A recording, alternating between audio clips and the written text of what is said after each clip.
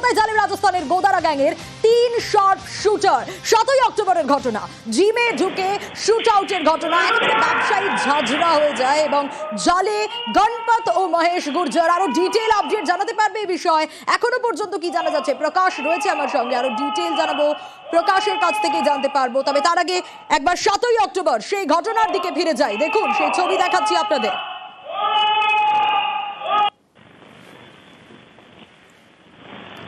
আততাই জিমে ঢুকলো, যে ছবি আপনারা দেখতে পাচ্ছেন, সিসি ক্যামেরা ফুটেজ।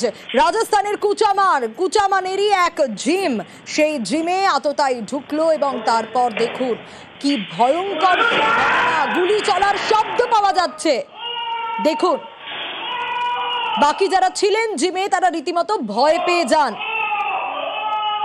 আগ্নেয়াস্ত্র আততায়ীর হাতে, যে ছবি ধরা পড়েছে সিসি ক্যামেরা ফুটেজে 7ই অক্টোবরের। আর গুলি করে দুষ্কৃতী কিন্তু উধাও হয়ে যায় সেদিন।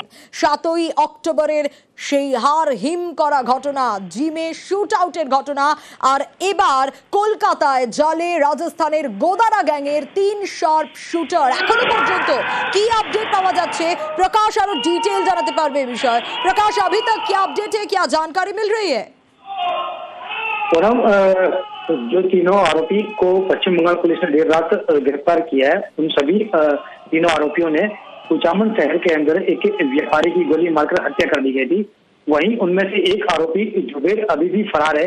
जो बताया जा रहा है कि ये वहीं आसपास कहीं छुपे होने की जो इसकी जानकारी है वो अभी तक यहाँ लोकल पुलिस द्वारा दी गई है और उसे भी जल्द गिरफ्तार करने की बात सामने आ रही है।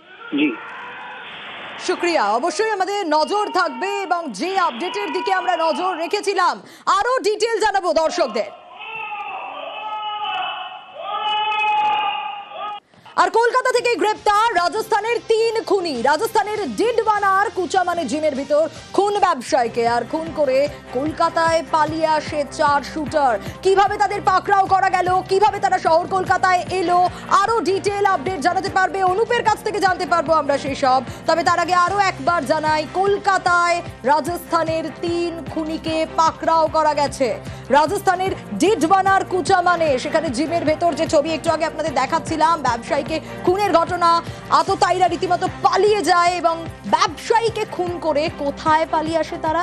এই 4 শুটার শহর কলকাতায় চলে আসে। তারপর কিভাবে অভিযান চলে পুলিশের, কিভাবে কলকাতা পুলিশ তাদের পাকড়াও করে, কোথা থেকে পাকড়াও করে, আরো ডিটেইল জানবো অনুপের কাছ থেকে। অনুপ, গত 8ই অক্টোবর যে একেবারে ব্যবসায়ীকে লক্ষ্য করে রাজস্থানের জিমের মধ্যে গুলি করে খুনের ঘটনা, সেই ঘটনার 7 জন অভিযুক্ত তারা একেবারে কলকাতায় এসে গা ঢাকা দেয় এবং কলকাতা আসার পরে তারা কিন্তু একেবারে মাথার চুল কামিয়ে ফেলে। অন্যদিকে ছদ্মবেশ বলা চলে এমনটা, তারা কিন্তু কাঁচাপাড়া এলাকায় গা ঢাকা দিয়েছিল এবং কলকাতা পুলিশের পক্ষ থেকে যারা খবর পায় এরকম রাজস্থানের ঘটনায় 4 জন গা ঢাকা দিয়ে আছে। এরপরে গতকাল রাতে কলকাতা পুলিশের পক্ষ থেকে যখন সেখানে হানা দেয় তখনই লক্ষ্য করা যায় 2 জনকে ধরে ফেললে আরো 2 জন পালিয়ে একটি আবাসন, উল্টো দিকে পূর্বাচল ক্লাস্টার আবাসনের মধ্যে ঢুকে পড়ে। একজন আবাসনের ভিতরে না ঢুকলো, একজন কিন্তু আবাসনের ভিতরে ঢুকে পড়ে এবং সোজা ছাদে যায় এবং সেটা বাসিকে যখন দেখতে পায় ছাদের কান দিক থেকে কিন্তু লাফ দেওয়ার চেষ্টা করে এবং লাফ দিয়ে দেখা যায় যে পাশেই আইপিএস কোয়ার্টার, সেখানে কিন্তু ঢুকে পড়ে। সেখানে নিরাপত্তারক্ষী যখন তাকে ধাওয়া করে, এরপরে কলকাতা পুলিশ একাডেমি সেটা তার মধ্যে ঢুকে পড়ে।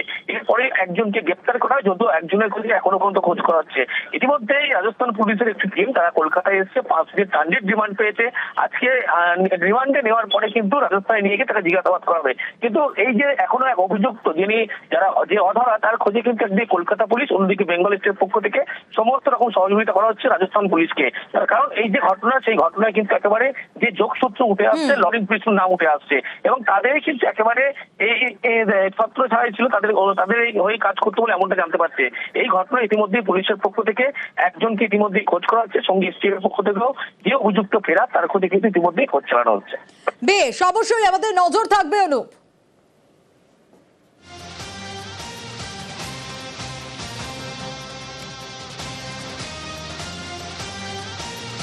রাজস্থানে খুন করে সল্টলেকে দুষ্কৃতীরা এবং কিভাবে তারা ধরা পড়লো সেই সব আপডেট জানছিলাম অনুপের কাছ থেকে। অনুপ সেই সব আপডেট দিচ্ছিল এবং অবশ্যই নজর থাকবে।